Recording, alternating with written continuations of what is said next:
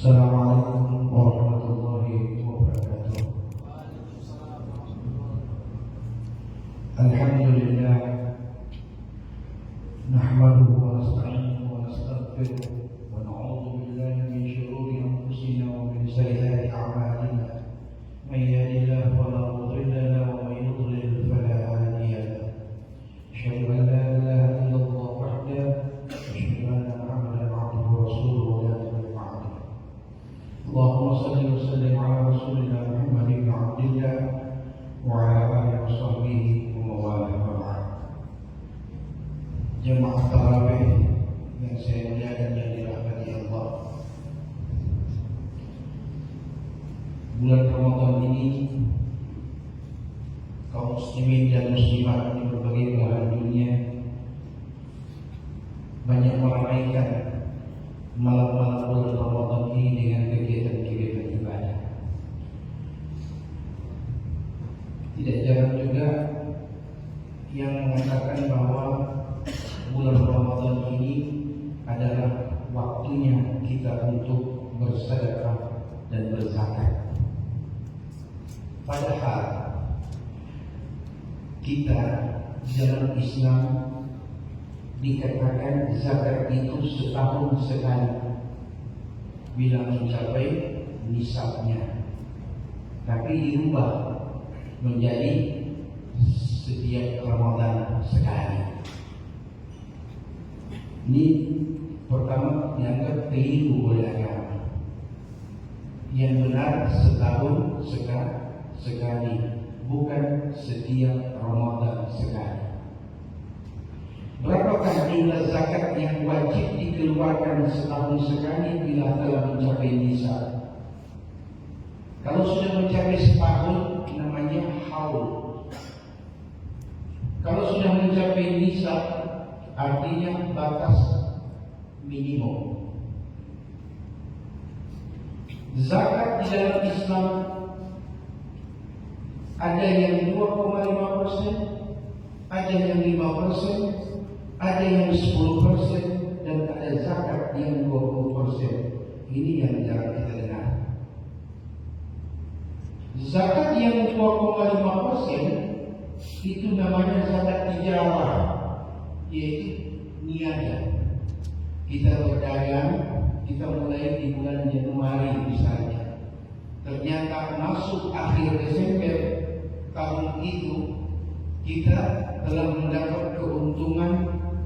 Kalau dihitung keuntungan bersih setelah dipotong pengeluaran pokok dan sebagainya, yang kita dapat adalah 84 gram emas. Bila keuntungan itu kita perbandingkan dengan emas, maka keuntungan itu sudah bisa membeli 84 gram emas, maka sudah jatuh wajib zakat 2,5%. Jadi kalau dia 1 juta emas, berarti kalau saudara usaha bulan Januari, akhir Desember tahun itu juga Anda dapat 84 juta, maka sudah wajib dikeluarkan zakat dengan catatan. Keluarkan dulu bila itu ada pengeluaran, yaitu hutang, kredit, potongan-potongan semua ini masih ada sisa. Itu sisa yang murni, itulah disebut az-ziyadah atau kelebihan. Itu yang dikali 2,5%. Itu cara menghitung zakat. Kemudian ada yang namanya zakat 5%. Zakat apa itu namanya? Itu namanya zakat jual beli hasil bumi. Kalau kita bercocok tanam, ya, kemudian menggunakan irigasi atau kita menggunakan sumber air, maka sekali panen bila telah mencapai 750 kg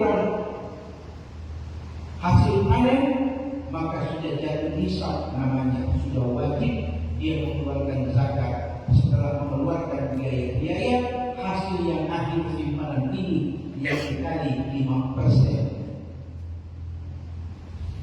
Tapi kalau dia masih menggunakan sistem tanah hujan, bukan irigasi, bukan pemainan, sekali panen mencapai 750 kg, maka hasilnya setelah dikeluarkan biaya pupuk, orang kerja dan sebagainya, maka yang terjadi adalah hasil itu dikali 10%. Itulah zakat untuk hasil bumi. Kemudian ada namanya zakat 20%. Zakat apa namanya? Yaitu zakat temuan. Anda menjual sesuatu, tambak di belakang rumah, dari sumur dapat harta karun, maka saat itu keluarkan 20% zakatnya. Bisa dipahami?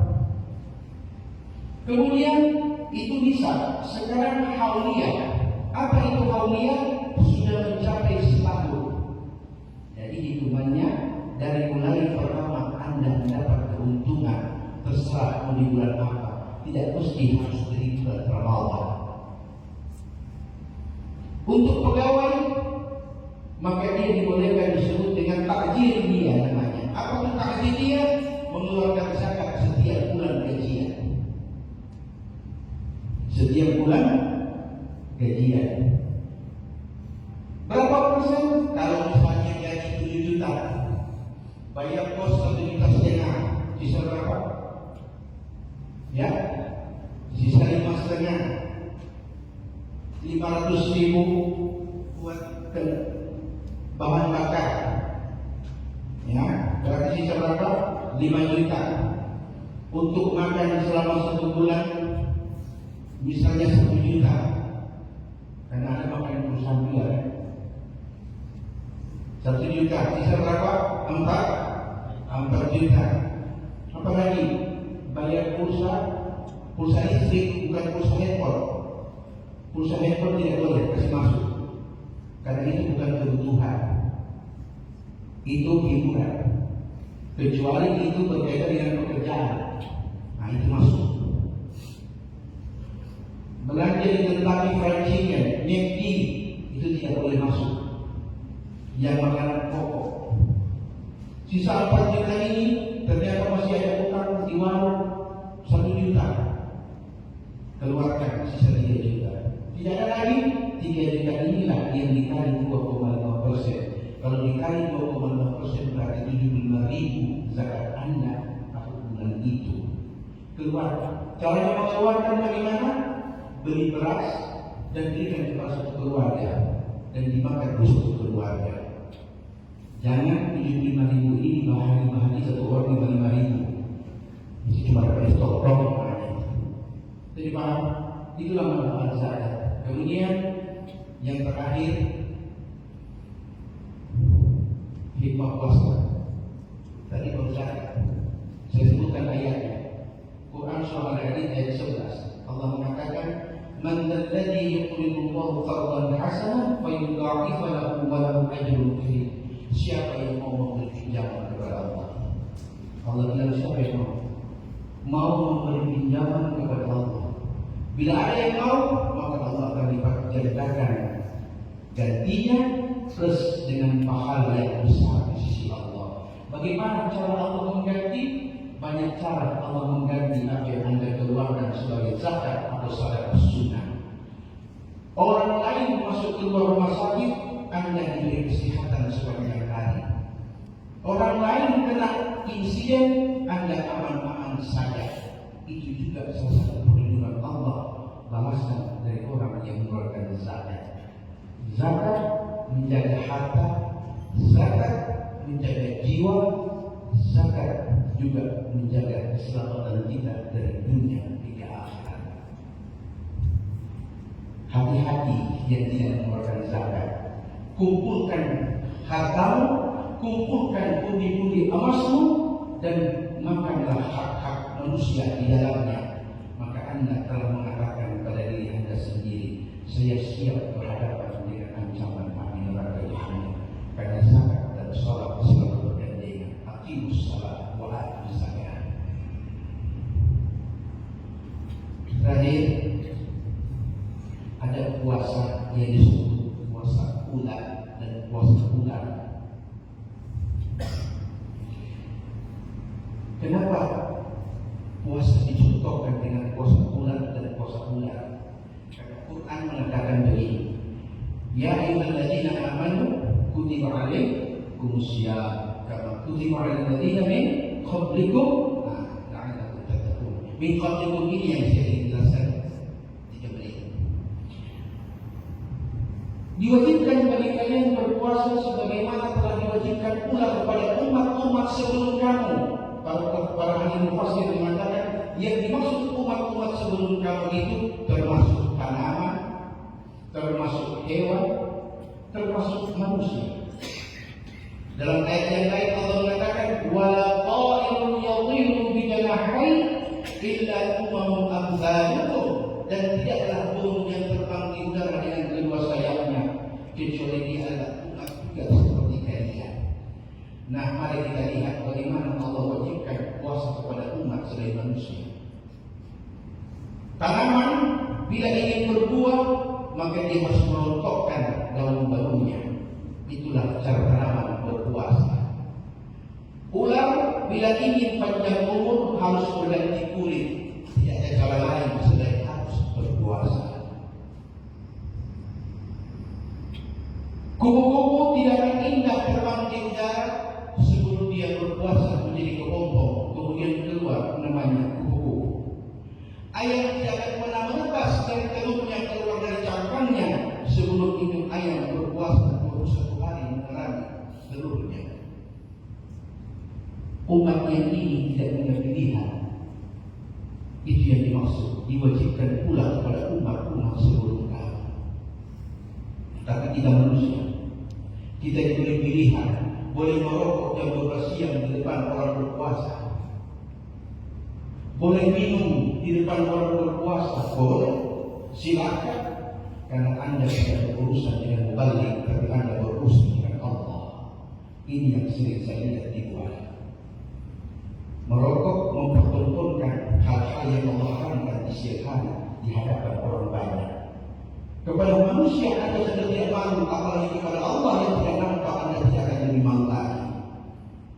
Kewajiban mubalik menyampaikan pada dirinya dan pada kita semua.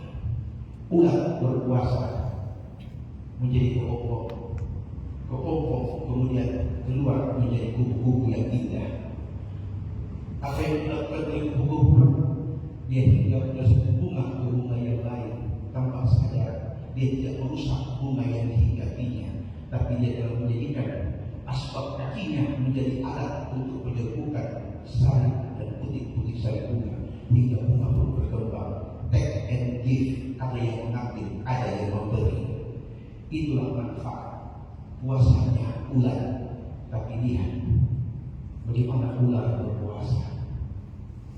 Ular harus berpuasa untuk menanggalkan kulitnya, karena tanpa berganti kulit ular bisa mati. Pada waktu dia berganti kulit, ular tidak makan sama sekali.